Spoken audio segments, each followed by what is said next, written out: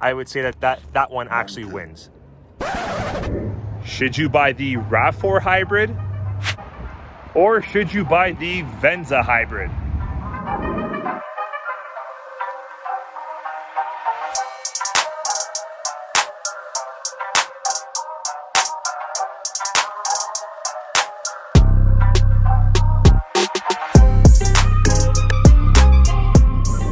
What's up everybody, it's Marcello back from Toyota World, and I'm here at our beautiful dealership Maple Toyota to talk to you about whether or not you should be holding out and waiting for the RAV4 Hybrid, or if you should switch to the alternative, which I guess would be the Venza Hybrid. Before I jump into the video, guys, don't forget to smash a thumbs up and subscribe for constant cool videos of your favorite Toyotas.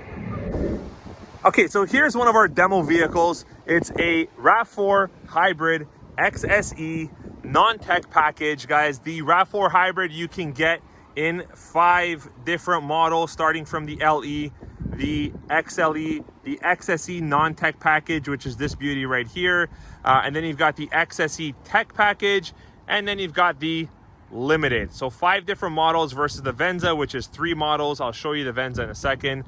But in any event, guys, this is the RAV4 Hybrid XSE. Let's talk about pricing and I guess fuel efficiency and fuel consumption ratings for the RAV4 Hybrid versus the Venza. Oh, wait, just 1 second. Before we get to that, let's talk about pricing. So for a price point, guys, yes, you can get into a RAV4 Hybrid at less of a cost than the LE or entry-level Venza Hybrid 2021. So the Venza has a price tag of $38,490 plus your freight, PDI, and of course your taxes depending on where you are from. And you know, the Hybrid RAV4 you can get for $32,950 plus freight, PDI, and taxes. So obviously there is a gap there, but let's talk about the difference on the vehicle. All right, everyone, so how are one another? When I say one another, I'm talking about the RAV4 versus the Venza in terms of fuel cost, fuel consumption. Well, they're pretty neck and neck. That's why they are so similar to each other, I guess, in a way.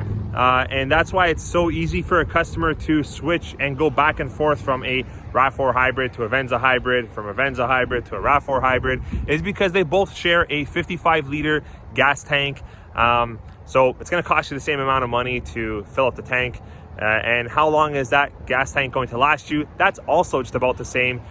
Both the RAV4 Hybrid and the Venza Hybrid put out about 6 liters per 100 kilometers combined city and highway fuel consumption. So as you can see, they're pretty similar for that.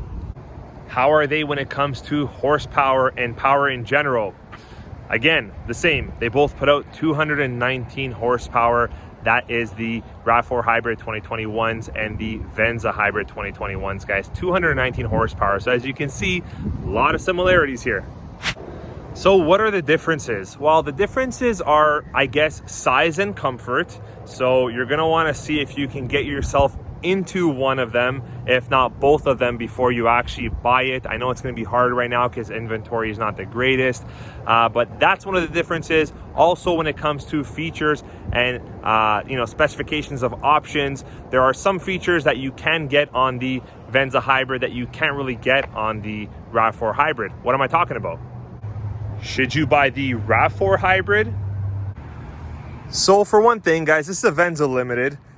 So for one thing, when you go with the Venza, you're open up to a couple of different color options. If you're really glued to a color like the titanium glow, like this specific black, you can't get these colors on the RAV4 vehicle. You can get it on the Venza. You know, really cool features like, you know, you've got the smart key system on the front and the back door here. You can lock the door, you can unlock the door with just, you know, no key in your hand on the Venza. Also, you've got the heads-up display, which you cannot get that, the heads-up display on the RAV4 Hybrid, no matter how high of a package you go with. And when you're going for the Venza, you open yourself up to a beautiful, large, very wide 12.3-inch touch display screen here, guys. That is standard when you go from the Venza XLE and up. This is a Limited, but it does come in the XLE also. Oh, and one more thing that's really cool with the Venza, the Stargaze panoramic glass roof. So as you guys may already know, in one of my other videos I've done on the Venza a while back and on other information online, this roof doesn't actually open. It doesn't serve as an actual opening sunroof, but it is a Stargaze power glass roof. And if anybody wants to know what Stargaze means, it's really cool, guys.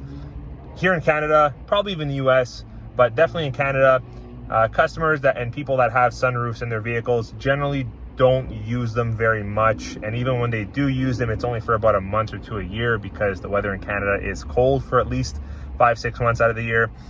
So we don't really open our sunroofs, but we like the light. We like the natural light that it lets in. So right now this is in the Stargaze mode. As you can see, you can't really see out of it. It's kind of like a frosted or a tinted sheen along the actual glass roof. But when you hit this button here, voila, it serves as a regular glass roof. You can see out, you can, you know, lets all the light in, all the natural light in. So very beautiful, very cool to have. You can't get something like this on the RAV4 hybrids, but definitely on the Venza, when you go to the Limited, this does come standard. Now, here's the one thing between the Venza Hybrid and the RAV4 Hybrid. So I do feel like in the back door, the passenger section here, the door opening, if you can see what I'm talking about, is a little bit more smaller than the RAV4 Hybrid. So getting in and out, if you're a tall passenger, may be a little bit more tricky and a little bit more uncomfortable than a RAV4 Hybrid. But if you're not carrying too many passengers too often, then that's not a big deal. Also, the space in the back seat does seem a little bit larger. The roof line does seem a little bit higher in the RAV4 Hybrid. As you can see, the Venza kind of tapers downwards towards the back, given the style of the vehicle. So yes, it does feel a little bit more crunched on the back row, but definitely not uncomfortable. You know, don't use this as an exact example, because I was just sitting in the front seat and I'm a tall guy, so I did push it all the way back. But there is still a comfortable amount of room in the Venza. But comparing to the RAV4 Hybrid, I would say that one actually wins. Another thing, guys, if you notice here, the trunk on the Venza, it sits a bit higher than the RAV4 Hybrid. So it is a little bit easier to get stuff in and out of the trunk and of the rear of the vehicle. Yes, you do have a bit more space in the RAV4 Hybrid, but it's not drastic. You know, it's a little bit more narrow and a little bit more shorter, the trunk space on the Venza, but that's due to the raised trunk liner over here. So yes, there is a bit more space in the RAV4 Hybrid, but this is still a pretty good amount of cargo space for a compact crossover type SUV of its size. But yes, in terms of which one wins over trunk space, I do have to say the RAV4 Hybrid wins over the Venza. Oh, and about pricing on the Venza. So the top end Limited Venza, which is exactly what I have here in front of us that I'm showing you, has a price tag of $47,690 plus your freight, PDI, and taxes.